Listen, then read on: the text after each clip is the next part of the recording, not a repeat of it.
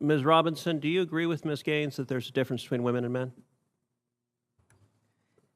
If the question is about trans women, I'm just asking, is there a difference between women and men? what I can Ted Cruz asked Kelly Robinson one simple question in the Senate. Is there a difference between men and women? She refused to answer. This isn't confusion. It's ideology destroying women's sports. Watch closely because the truth they won't say is exactly why girls are losing. Like this video and subscribe to American Angle. Cruz? Thank you, Mr. Chairman. Title IX was a landmark civil rights law. It helped create the incredible breadth of women's sports and girls' sports that we see across the country.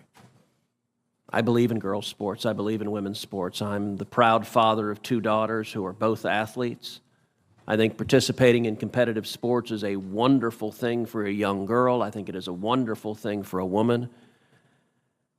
And I think, unfortunately, today's Democrat Party has decided that women's sports and girls' sports no longer matters, and they're willing to push radical legislation designed to destroy girls' sports and women's sports. Ms. Gaines, I want to thank you for your courage. You are relatively young, but you have demonstrated incredible courage. And because you have dared to speak up, you have been demonized, you have been vilified. I saw when you were attacked by a leftist mob at San Francisco State University for daring to speak up. You had an incredible record as a swimmer at the University of Kentucky. You were a 2-time NCAA All-American. You were a 5-time SEC champion. You're an SEC record holder and a 2-time Olympic trial qualifier. But yet on March 27th, 2022, something changed. What happened on March 17th, 2022? That's when Thomas and I raced in the 200 freestyle and again resulted in a tie. And so you tied. What was the consequence of tying? We went behind the awards podium where typically you're handed your trophy, you're marched out, you're named an All-American.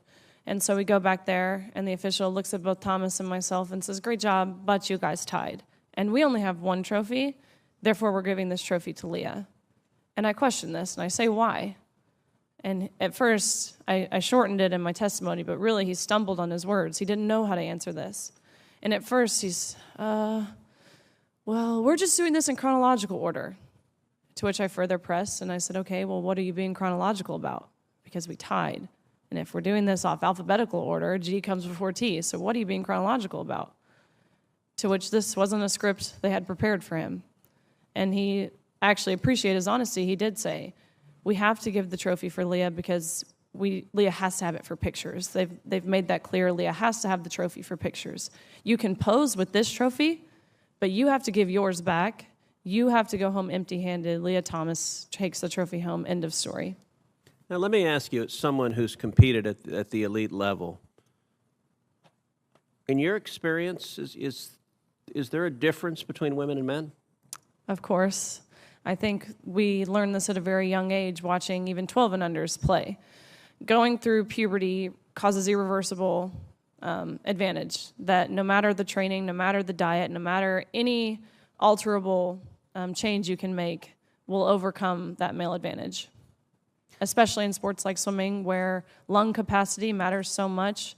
Even something as silly as throat size, men have on average a 40% larger throat, which sounds like it's nothing, but when you're grasping for air, that 40% larger throat makes a huge difference in athletic success, not to mention height.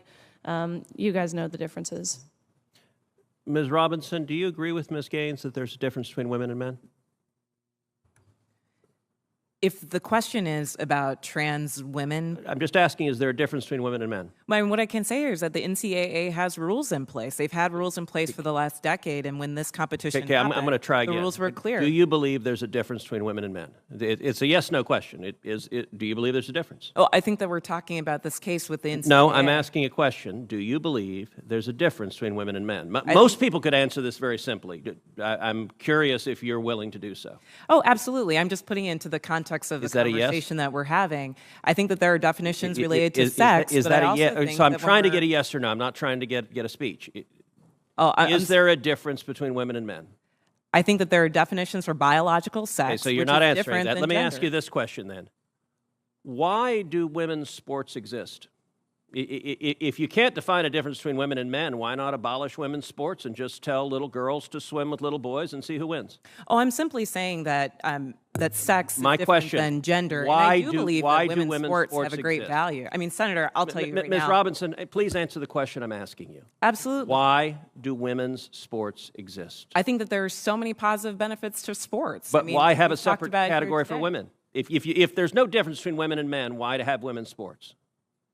I'm saying that there's a difference between sex and gender, and that the NCAA has rules in place, which they have for the last decade. Mr. Chairman, which I would determine like that to enter into related the to record an participation. article from Duke Law called Comparing Athletic Performances for the Best Elite Women to Boys and Men. And it goes through examining in 2017 the top records for women in the world in various track and field events. So, for example, in the 100 meter, the top record for women in the world was 10.71 seconds. Now, that record for the number one woman in the world in 2017 was, in the year 2017, broken by 124 boys under 18. In that same year, the record for the number one competing woman in the 100-meter dash in the world was broken by a total of 2,474 men. If the radical Democrat agenda to destroy girls' sports and women's sports succeeds, little girls will not have a chance to compete. So I ask unanimous consent that this article be entered into the record. Without objection. Senator Padilla. Thank you, Mr. Chair. Colleagues, a recent I just watched this clip from the Senate hearing where Ted Cruz grills the president of the Human Rights Campaign. And honestly, this may be one of the clearest examples of how far the left has drifted away from reality. Ted Cruz starts by reminding everyone why Title IX mattered. It wasn't symbolic. It wasn't theoretical. It created real opportunities for girls and women to compete, earn scholarships, and succeed in sports. And he's right. Women's sports exist for a reason. They exist because men and women are biologically different, especially when it comes to athletic performance. Then you hear from Riley Gaines, a former elite NCAA swimmer. This is not some random opinion. This is a woman who trained her whole life, competed at the highest level, and earned her place through hard work. She explains how she tied in a race with Leah Thomas and was told that even though they tied, she could not keep the trophy. Not because of performance, not because of rules, but because the trophy had to go to Leah Thomas for photos. Riley was told to pose with it and then hand it back, leaving empty-handed. That moment tells you everything. This wasn't about fairness. It wasn't about equality. It was about optics and ideology. When Senator Cruz asks the most basic question imaginable, is there a difference between men and women? Riley answers honestly, yes. Puberty creates irreversible biological advantages. Lung capacity, height, muscle mass, bone structure. These are not opinions. These are facts that every serious athlete understands. Then comes the most revealing part of the hearing. Cruz asks the Human Rights Campaign president the same simple question. Is there a difference between men and women? And she won't answer it. He talks around it. She hides behind language. She deflects to NCAA policies. Because answering honestly would collapse the entire argument. If there is no difference, then women's sports have no reason to exist. That's the logical end of this ideology. And Cruz exposes that contradiction perfectly. He even enters research into the record showing that elite female world records are routinely beaten by teenage boys. Not because women aren't talented or disciplined, but because biology matters. Ignoring that reality doesn't empower women. It erases them. This isn't about hate. It's not about fear. It's about fairness. It's about protecting girls who train, compete, and dream of winning on a level playing field. When institutions sacrifice truth to appease activists, it's women who pay the price. Ted Cruz said what millions of Americans are thinking but are afraid to say out loud. And Riley Gaines showed courage by standing up when it cost her popularity, safety, and recognition. That's not extremism. That's integrity.